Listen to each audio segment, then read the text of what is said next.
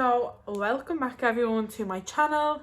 If you're new here, welcome. Don't mind the state me, you will get used to it. So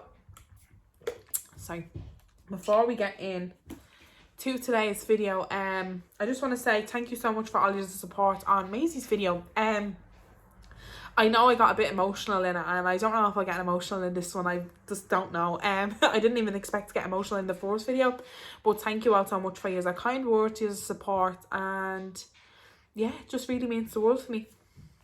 So I was trying for Poppy for 3 months, and I was taking pregnancy test after pregnancy test, and they were coming up negative, and I was like, what's going on? Like, because it actually took me like a week or something, not a week, but like it didn't take me that long to get pregnant on Maisie when I was trying. So I was like, what the hell is going on? And every test I took was negative, and then I kept getting my period, and I was like, what is going on? Like, why isn't it working? So because I made sure I was checking my ovulation, and you know, all the tips and all of how to get pregnant. I was following every single one of them, and I was like, what is going on?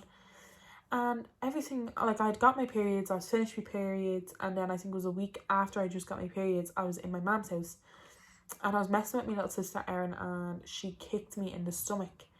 And like, I didn't think anything of it until like I got a really sharp pain, and then I felt like a leak. Now this is a bit TMI, but I was like, what the hell? So I went into the bathroom and I looked down, and there was blood, and I was like, uh-oh.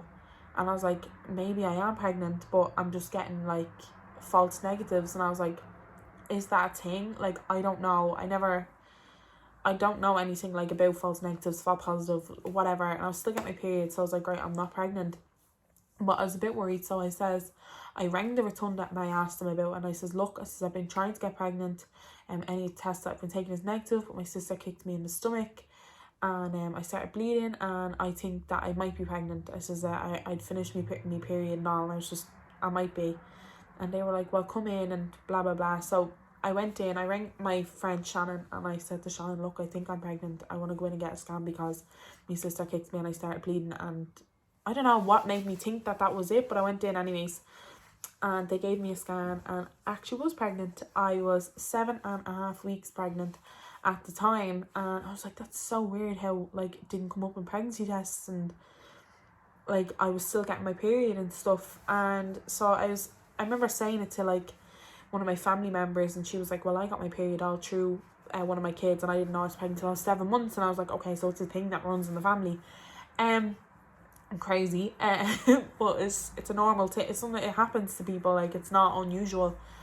And so yeah, I went home to my mum, and I was like, she was like, where did you go? Because I ran off in such a rush because I was so scared that night when it happened. She was like, where did you go? And I was like, look, I went to the hospital, turns out I'm pregnant, 7.5 weeks. And she was like, oh my god, yay. And I was like, yeah.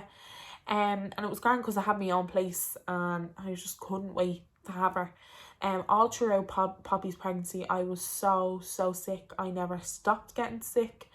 The doctor gave me the tablets that you take to stop getting sick, and even they didn't help. And it was just so tiring, especially with trying to raise Maisie as well, and like keep her occupied and try and be energized for her. It was very hard. And my placenta was also anterior, which means it was right at the front. And there was days like I didn't feel Poppy kick until maybe about 5-6 months, and then again I only maybe felt her kick the whole pregnancy about 7 or 8 times, and that had my anxiety riddled. And I kept like going into the hospital and be like, I can't feel her kick, like something's not right. They were like, look, the placenta is taking all the kicks. And I was like, no, I'm too scared to go home. What if like I'm gonna miscarry? And I was just so anxious. Like, I have anxiety anyways, but it was literally just, my anxiety was through the roof because it was a completely different pregnancy to Maisie. And I was constantly in and out of hospital. I was bleeding every so often, and it was just a really scary time for me. For some reason, I was just in the height of pain on Poppy. I had sore hips, my anemia went through the roof. Like my iron levels dropped so bad. I was on Galfer. I also got gestational diabetes, even though I was lighter on Poppy than I was on Maisie. I ate as healthy as I could ish on Poppy, and then I ended up getting gestational diabetes. Crazy. So I was in hospital every 2 weeks with Poppy. every Wednesday, every second Wednesday, I was in getting blood tests to check my sugar levels, had it gone up, had it gone down, and my blood pressure, just because that's the thing with gestational diabetes, you have to watch what you eat, had to meet a nutritionalist, tell her what I was eating, did it match was I gaining weight, was I losing weight? It was just such a stressful pregnancy, and yeah, so I ended up getting really, really, really bad anxiety towards the end of my pregnancy. From maybe about 30 weeks onwards, I was in and out of hospital all the time, due to anxiety, stress, exhaustion. I had collapsed. It was just a very scary time for me, and because I couldn't feel towards the end of the pregnancy, she was so like, she was a normal size, but I still wasn't feeling any kicks, like not even, because my placenta was anterior, so it means it was at the front. I couldn't even feel kicks in the back, couldn't feel her like even move around. I couldn't feel anything, and I didn't even look pregnant. I just looked fat. Like, I didn't, you know the way in pregnancy you get like a round bump. I didn't have a bump. Loads of people didn't even know I was pregnant. Like, I'd meet them if I didn't have them on Facebook, and I'd say, oh yeah, like I'm nearly due, and they'd be like, what? You're pregnant? Like, I didn't even look pregnant. My pregnancy was all in my back. And I had a little bit of a bump on my back, actually. Crazy, but true. Yeah, and I could still lie on my stomach all the way up to 9 months pregnant. Like, I could lie on my stomach. So at 37 weeks, they kept me in the hospital because my blood pressure was a bit high, and I was so stressed. I was crying because I couldn't feel the baby move. I was bleeding, and I was just, my doctor, I can't think of her name now for the life of me. I think her name was Blackburn or something like that. She was such an amazing lady. And at 38 weeks and 2 days, I was in for a hospital appointment, and she had said we discussed induction, because I was just in the height of pain, constantly in our hospital, anxiety riddled, my blood pressure was getting high. And when I went to that appointment, she wasn't there, and I got really upset about it, and I started crying. And the midwife was like, what's wrong? And I says, I don't want that other doctor. I want to see my usual doctor. I want to see her. I said, she told me she'd be here today. And she was like, oh, she's not here. Like, she's on call in somewhere else or something like that. And I was like, she's like, she won't be back until like 1 o'clock. And I was like, I'll wait till 1 o'clock to see her. I don't want to see a different doctor. I want to see my normal doctor. She told me we could discuss induction. So I ended up, she couldn't come that day, so she booked me in for literally, I think it was like 2 days later. But that day, before I went home after all the crying, they gave me a sweep, and it did nothing. It did absolutely nothing. So yeah, then 2 days later, I went back in and I met with my usual doctor, and I was saying to her, like, I had to get blood tests again because of the glucose and blah blah blah. And she says to me, I started talking to her, I was like, look, I can't take this anymore. I was like, I'm exhausted. I said, I'm constantly in and out of hospital. Maisie doesn't know whether I'm coming or going. I said, I'm finding it very hard to keep minding her while I'm being exhausted. I says, I'm worried because I'm bleeding all the time. When I come in here, it's just, oh, well, this is normal for you. I says, and it's just, I don't know what to do. And she was like, we'll keep you in. We'll induce you tomorrow at 6 o'clock in the morning. So I was delighted with myself. So Stephen went back home. He was with me at the appointment. He went home and he got my bag and brought it up to me, and they kept me in. And then 6 o'clock the following morning came, and they explained that they were going to give me like a little tampon, and it had stuff on it, and when they put it in, like, it starts to bring on contractions. So after they had put that in for me, they said like I had to go on a walk to make it work. So I did. I was walking around everywhere out in the back garden, blah blah blah, and like the contractions were kind of coming and going, but they weren't regular enough. And so I'd gone on like a few walks, and Stephen's mom was with us. Like I mentioned in the previous video, I had asked, I'd written to ask if Stephen's mom could come with us, because like that, I still suffered with my anxiety. I wanted my mom there, but also wanted Stephen's mom to be there so she could experience it too, because it's only fair. Like, and I also wanted Stephen with me because I didn't want him to miss out on that. So Stephen's mom was there as my emotional support, and then Stephen was there just to see his kid being born, like, because Stephen just wrecks me head when I'm in labour. So yeah, as the contractions started coming and going, like, they started getting stronger and stronger, and I actually they offered me gas and air while I was downstairs, like before the delivery suite, and I was like, yes please, because my contractions were coming on so strong. And I actually thought like I was like probably like 6-7 centimeters. I was like, these are really, really strong, like, oh my god. But I was taking it well with the gas and air. I actually loved the gas and air. I just love gas and air. It's absolutely amazing. I'd get pregnant again just for the gas and air. I was even like to Steve and his mom, I was like, here, try that, try that. It was so good. But I even have, there's videos of me. I have videos that I sent to my friends, and I was like, hey, yeah.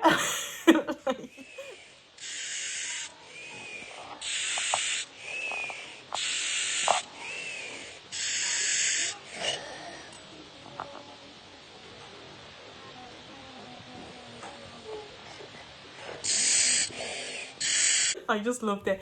But I went through 3 canisters of gas and air because the contractions were so strong, and I was asking the girls, the midwives, to check me, and they were like, we're gonna wait, leave it as long as we can. And when they checked me, I was literally not even 3 centimeters yet. So they took the little tampon thing out, because it tends to do that. It can bring on strong contractions, but you're not in labour.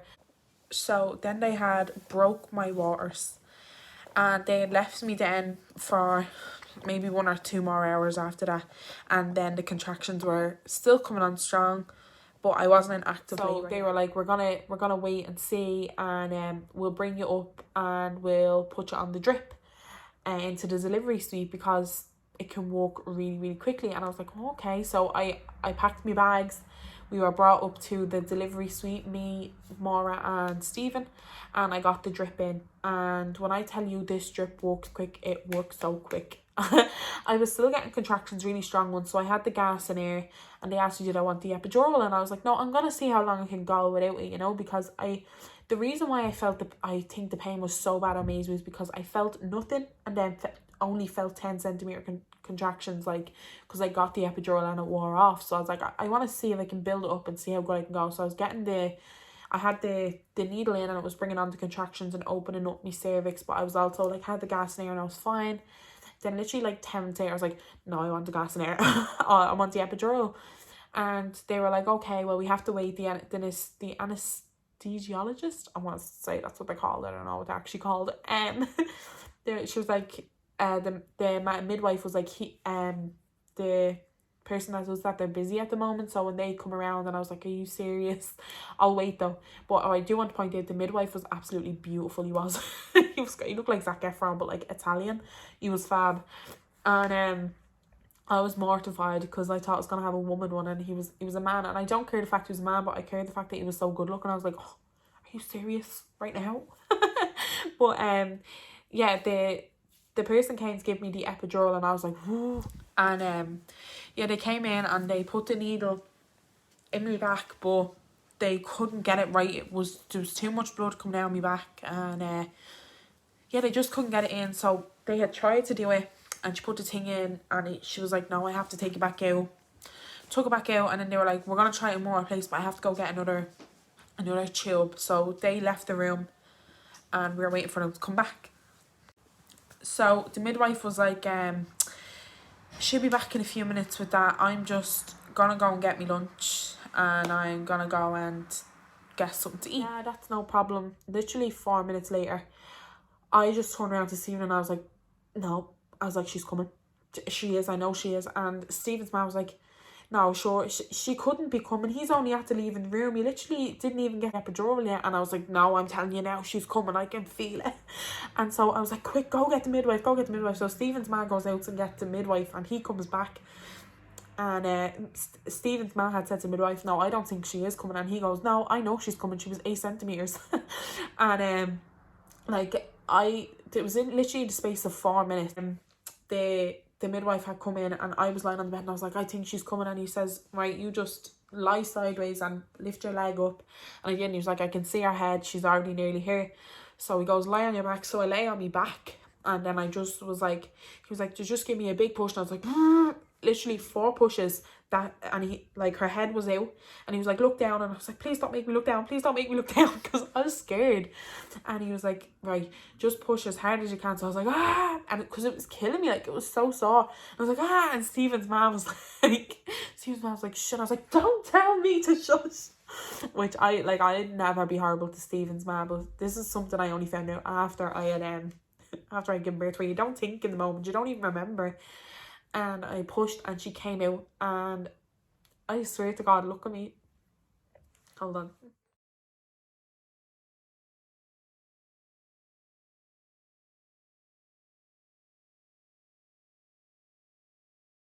And I was just so happy that I did it. One, like without the epidural even.